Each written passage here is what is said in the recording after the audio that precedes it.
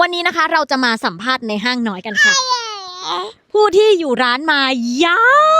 วนานกว่า9 เดือน น้องเดวินค่ะ คุณเดวินผ้าร้านคุณสวยหรือไม่ร้านผ้าของคุณเนี่ยมีขายแบบไหนคะดิฉันได้ยินมาว่ามีทั้งม้วนและมีทั้งปลีกมีทั้งเม็ดมีหลามีอะไรมีหลายอย่างใช่ไหมคะได้ข่าวว่าร้านของคุณเนี่ยมีผ้าหลากหลายชนิดนะคะไม่ว่าจะชุดข้าราชการก็มีใช่ไหมหรือว่าจะไปเที่ยวก็มี